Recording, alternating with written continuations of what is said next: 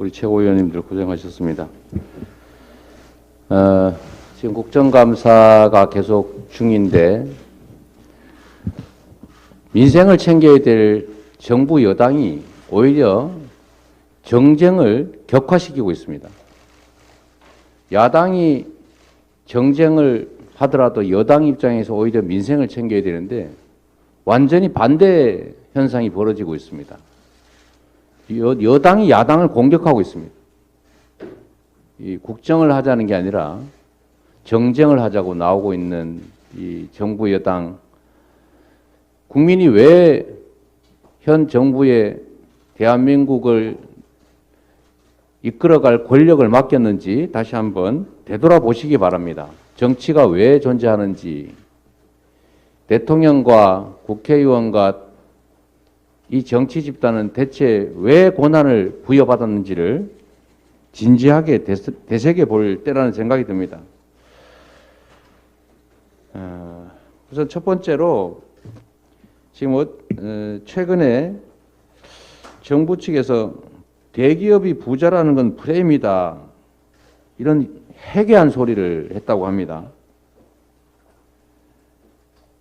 우리 민주당에서 초부자 감세, 대기업들 중에서도 초대기업, 영업이익이 3천억 이상이 발생하는 이 초대기업에 대한 초부자 감세 안 된다.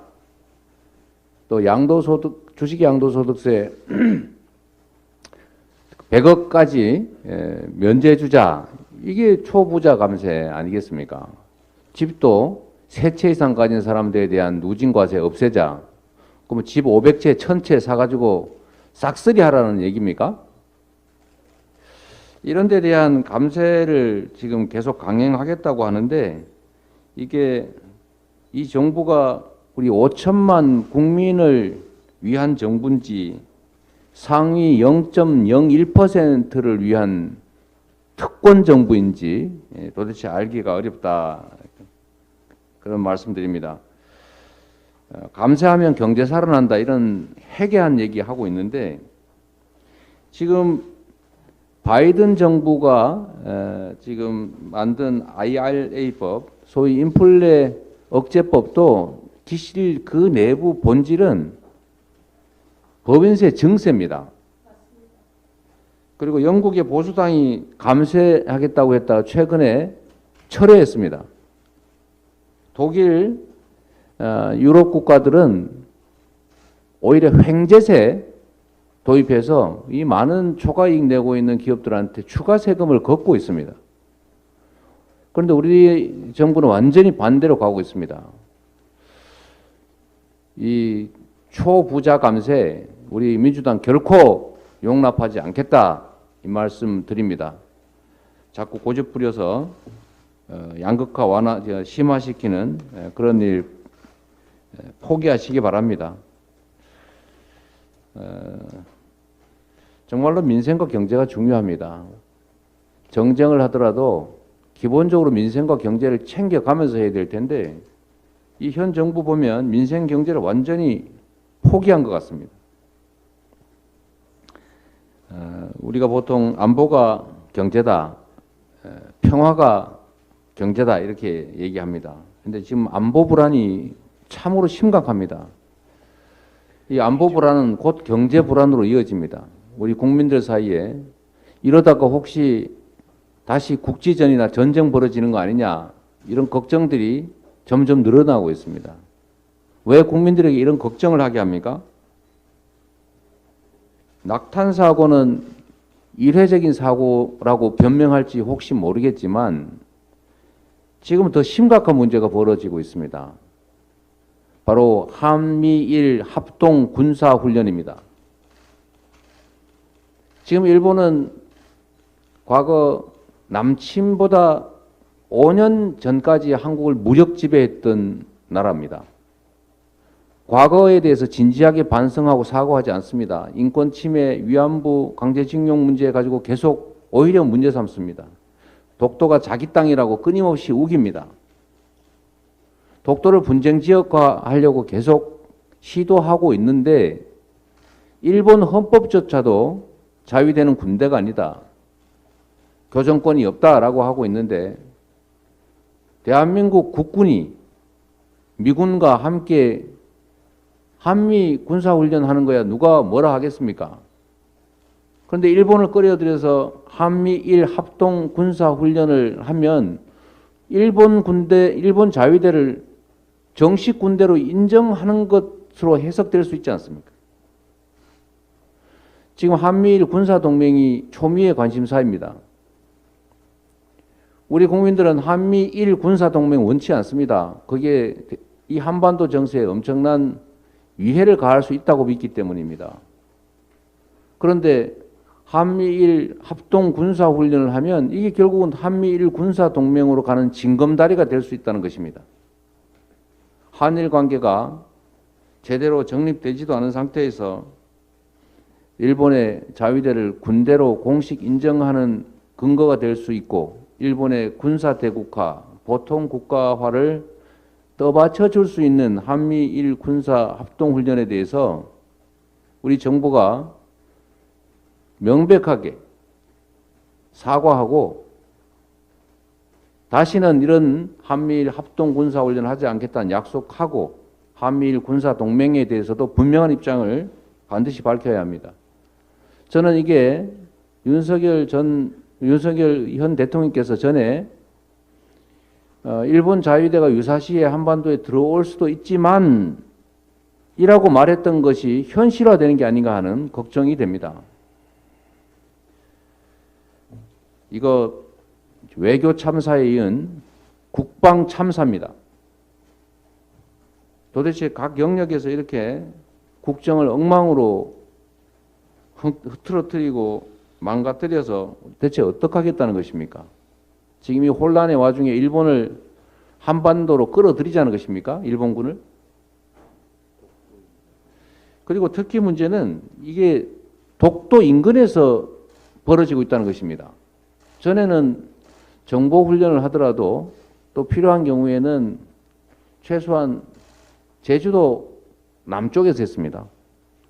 그런데 왜 하필 독도 근처에 와서 한미일 군사 합동 훈련을 하는 것입니까?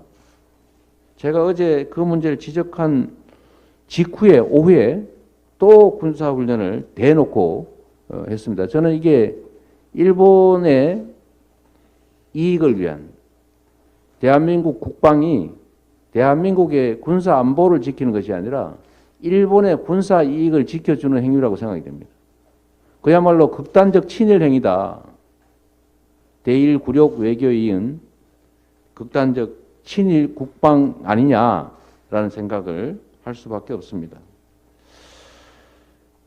정말로 심각합니다.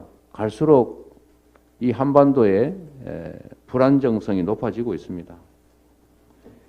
지금 한반도의 7차 핵실험이 우려되는 상황에서 계속 강대강 일변도의 대결적인 안보 정책이 시행되고 있습니다. 진정한 국방력은 평화입니다. 평화를 해치는 것이 안보일 수가 없습니다. 어떤 게 한반도의 평화를 지키는 것인지를 진지하게 고민해 봐야 된다는 말씀드립니다. 그 와중에도 제가 좀 몇 가지 챙겨봐야 될 게 있습니다.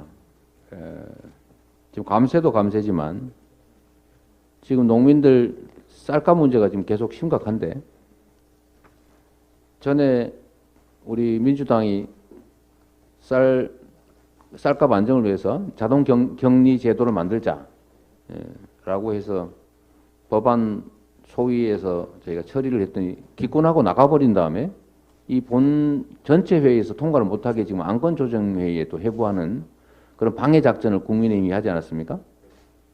그리고 전체적으로 전국에다가 쌀값은 국민의힘이 책임지겠습니다. 이런 현수막을 잔뜩 붙여놨어요. 그 쌀값 못 올리게 시장격리, 자동격리 방해한 정당이 현수막은 또 그렇게 붙여놨습니다.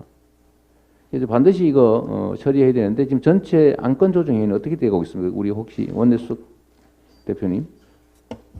네, 농림해양수산위원회에서 안건조정위원회의 위원장을 선출해서 윤준병 의원께서 안건조정위원장을 네, 네. 맡게 되었고요.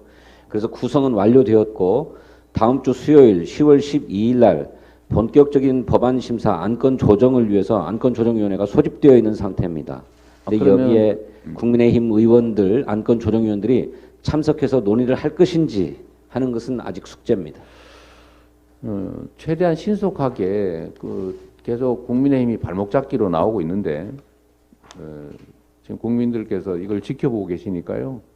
우리가 할 수 있는 최선을 다하고 국민들께 보여드려야 될 것 같습니다. 가능하면 전체회의 또 법사위에도 남아 있고 넘어야 될 사안이 많지만 이 국민의힘이 국회에서는 발목을 잡아가지고 쌀값 정상화 못하게 해놓고 현수막으로 우리 국민들께는 쌀값은 국민의힘이 책임지겠습니다. 이런 거짓말을 대대적으로 전 국민을 상대로 하고 있는 거 이거 반드시 알려내고 우리 쌀값 안정화하도록 해야 되겠습니다. 제가 하나만 더 여쭤볼게요. 지금 이자 문제가 좀 심각한데 지금 가계부채가 전 세계에서 가장 높은 상태고 지금 이자율이 8%에 좀 육박하고 있어서 이자율이 1% 올라가면 가계의 이자 부담이 약 20조 원 늘어나는 거 아닙니까? 한 1,900조 원 정도 가계 대출이 있으니까요. 이게 지금 결국 이자를 못 갚게 되면은 뭐 제2금융권 대부업체에 가서 돈 빌려서 이렇게 돌려막기 할 수밖에 없을 거고 그것도 견디기 어려우면 결국 사채 시장으로 가야 되고 사채 시장으로 가면은 이자율이 무슨 수백 퍼센트, 수천 퍼센트 하게 되는데 결국은 죽음의 길로 가는 거 아닙니까? 그래서 이 고리를 끊어야 되는데 그래서 제가 그 제안했던 것, 그 이자 제한법을 어긴 경우에는 이자는 못 받게 또 그게 몇 배가 넘어가면은 원금도 못 받게 그래서 이 정말 장기 팔기를 강요하는 이런 초고금리 불법 사채를 막는 법 만들자고 했잖아요. 그 동시에 저희가 이제 서민금융을 좀 확대해가지고 좀 저금리로 갈아탈 수 있게 이렇게 해주자고 하는데 혹시 그 진척 과정은 좀 어떠신가요? 대표님 그 불법 사채 무효법 이렇게 네. 이제 이름 붙이고 있고 또 이자 폭리 방지법 이렇게 이름 붙이고 있는데 이거 정무위 소관 법안들입니다. 네, 네. 정무위원회에 발의되었고 전체회에 상정된 후에 금융소위원회의 축조 심사를 위해서 회부된 상태입니다. 그 외에 신속회생 추진법도 있는데 그것은 네, 법사위 소관 법률인데 그건 발의되어서 역시 법안 심사 제1소위원회에 회부되어 있는 상태입니다. 네. 22대 민생 입법 과제가 있습니다만 그 중에서도 최우선적으로 추진해야 될 7대 최우선 민생 입법 과제를 선정하고 있는데 원내는 이 가계부채 대책 3법을 최우선 과제로 인식하고 있고 네. 정무위원회와 법사위원회도 그렇게 인식하고 추진 중입니다. 네. 그리고 말씀 그 하시는 김에 아까 저기 우리 서영교 최고위원님 민영화 지금 민영화 그다음에 자산 매각 반대 저지 대책위원회 그걸 하기로 아까 우리가 지금 비공개 회의에서 결정하지 않았습니까? 그리고 그거 지금 서영교 최고위원님께서 위원장을 맡기로 하셨죠? 근데 이게 민영화가 지금 각 부문에서 실제로 그 시도되고 있는데 이름은 다들 바꿔가지고 다양한 방식으로 자산 매각을 한다든지 지분 매각을 한다든지 뭐 여러 가지 방식들이 있는데 또 민영화 방지와 관련된 법안을 제가 1호 법안으로 좀 냈지 않습니까? 혹시 그거는 어떻게 진행되고 있나요? 지금 국정감사 추진 중이어가지고 본격적인 법안 심사는 이루어지지 않고 있습니다만 감사가 끝나고 나면 본격적으로 법안 심사 소위원회에서 논의가 될 것입니다. 이게 지금 다른 법률들하고는 달라서 우리 국민의힘의 정책은 아니라고 하긴 한데 우리의 판단으로는 민영화를 추진하잖아요, 그죠? 자산 매각하고 지분 매각하고 어쨌든 시장이 중심이다 이런 생각을 하고 이때까지 계속 민영화를 추진해 왔고 그죠 그 땅이 그래서 그런 측면에서 우리가 그 금지 법안 또는 방지 법안, 저지 법안을 내면 동의할 리가 없는 것 같아요. 그죠? 그래도 우리가 할 수 있는 최대로 해야 되겠죠. 네. 네, 네. 윤석열 대통령이 대통령 후보 시절에 그런 이야기를 합니다. 뭐라고 이야기를 하냐면 네. 공영방송 편향됐다면 민영화가 답 아닌가 생각한다. 이런 내용이 이제 이렇게 보도에 나와 있거든요. 그래서 제가 이제 이런 것처럼 그리고 또 권성동 의원이 MBC 앞에 가서 이제 민영화 논의 진지하게 시작할 때다 이렇게 얘기를 하고요. 그리고 제가 기재회에서 이제 이야기를 하면 국유재산 매각들이 곳곳에서 이루어지고 있는 상황이고요. 네. 공공기관에게 혁신안을 이라 그러면서 내라고 합니다. 그런데 이건 일방적 가이드라인을 매긴 거고요. 말씀하신 그 법으로 국회가 이것을 저지시키기 위해서 법안들이 나와 있고 대표님 법안도 있고요. 이런 법안이 이제 논의되면서 이런 부분들이 진행될 때는 국회의 심의와 승인을 받아라. 이렇게 법안들을 만들어서 가고 네. 있기 때문에 이 법안 통과시키는 작업들을 저희가 해나갈 수 있도록 네. 하겠습니다. 예. 지금 뭐 툭하면 거부권 얘기하고 하던데 그럼에도 불구하고 우리가 할 수 있는 최대로 해나가야 되지 않을까 싶습니다. 그리고 이 어느 단위가 맡을지 모르겠는데 아까 말씀드렸던 대로 저희가 이 안보의 위기가 오고 있다. 그래서 뭔가 정부는 또 여당은 어떤 태도를 보일지 몰라도 우리로서는 또 책임을 져야 되니까 안보 대책 논의기구를 만들어야 되지 않을까 싶어요. 그건 아까 총장님께서 한번 챙겨보시기로 네, 했나요? 그 관계에서는 지금 한반도 전반의 안보 상황들이 급박하게 돌아갈 수가 있고 하기 때문에 현재 저희 당내에는 외교통일안보 자문회의와 한반도 평화경제특별위원회 그리고 또 국방안보특별위원회 등 여러 기구들이 현재 네. 존재하고 있습니다. 그래서 같이 협의를 해서 조만간에 안보대책회의를 개최할 수 있도록 그렇게 준비하도록 네. 하겠습니다. 이제 체계적으로 이제 한반도 안보 문제를 논의할 대책 논의기구, 대책기구를 최대한 빨리 좀 하고 또 좀 필요하다고 보여지는데 뭔가 이렇게 좀 전문가들이나 이런 역량 있는 분들과 함께 현재 지금 상황이 어떤지 대체 또 앞으로 어떻게 나가야 될지를 같이 논의를 좀 신속하게 해보면 좋겠습니다. 네. 당내뿐만 아니라 외부 전문가까지 네. 함께 다 막말을 해서 그렇게 상황이 급박하고 혈안들이 많아서 그런데요.